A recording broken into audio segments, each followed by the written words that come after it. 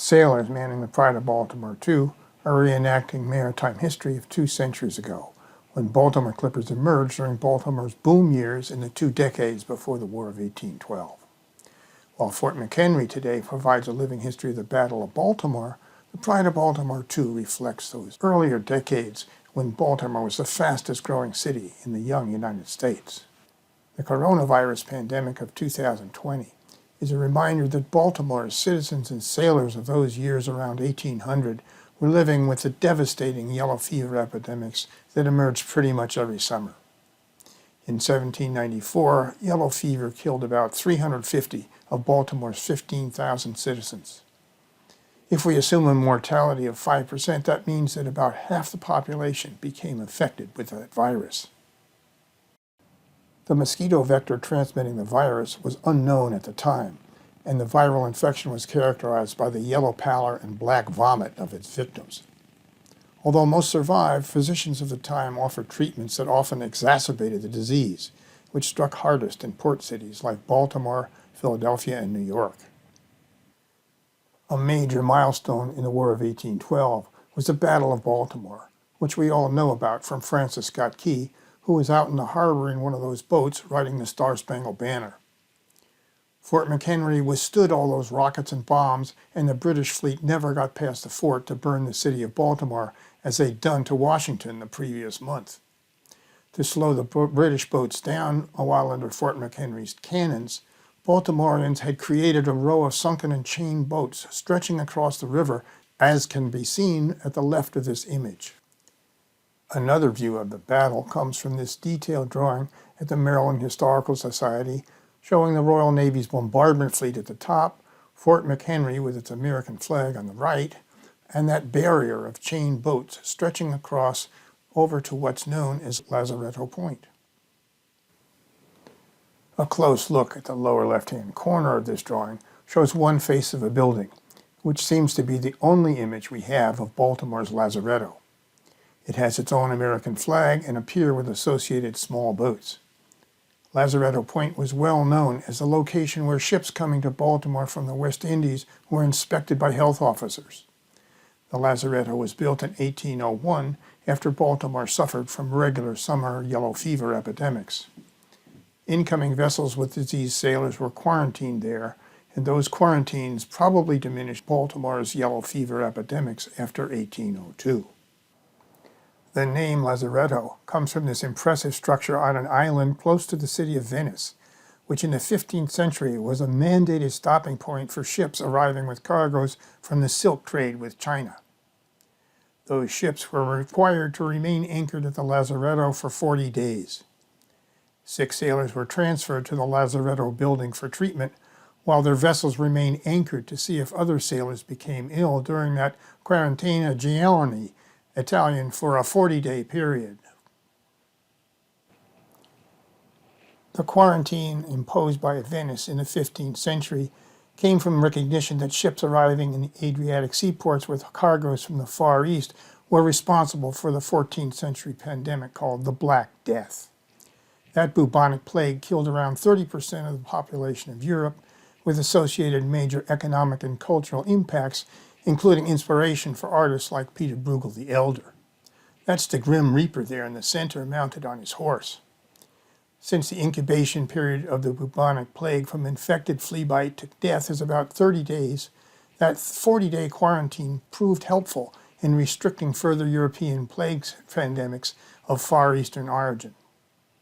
In succeeding centuries, many European ports established similar quarantine stations with lazarettos to protect port cities from infectious diseases. The first lazaretto in the U.S. was constructed in 1799 by the city of Philadelphia in response to its yellow fever epidemic of 1793. That quarantine station on the Delaware River just south of Philadelphia is where incoming ships were required to stop for inspection and where 6 sailors were transferred to the Lazaretto for treatment by local physicians. Cargoes were inspected for decaying and rotten items that were widely suspected as being the source of yellow fever infections at the time. That Lazaretto building still exists, awaiting restoration. In the 1790s, the city of Philadelphia was a major port and the capital of the young United States, with a population of 50,000. George Washington, Alexander Hamilton, Thomas Jefferson, and other founding fathers were residents. Benjamin Franklin, sometimes regarded as the first American, had recently died there in 1790 after inspiring a generation of Philadelphians to acquire an education and participate in a new democracy. In the spring of 1793, 2,000 beleaguered refugees from the French Caribbean colony of Saint-Domingue, now the country of Haiti, arrived and were settled in the northern section of the city.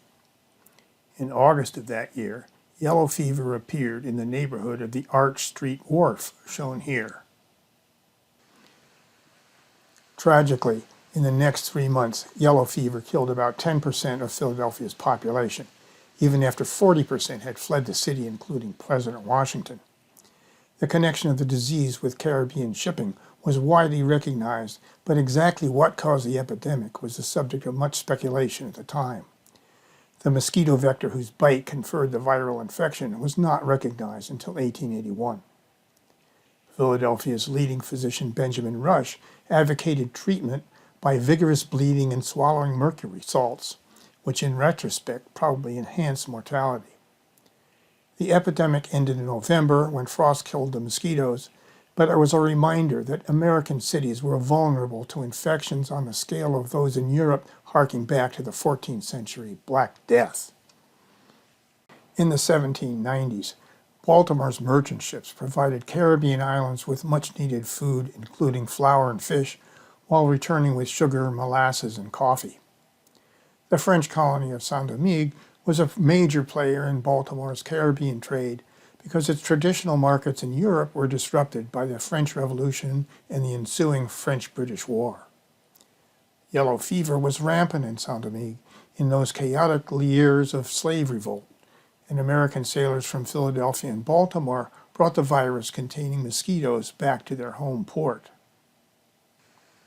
In 1793, Baltimore had a population of about 15,000 and was rapidly growing, largely due to its port and shipbuilding in the Fells Point section east of the Inner Harbor.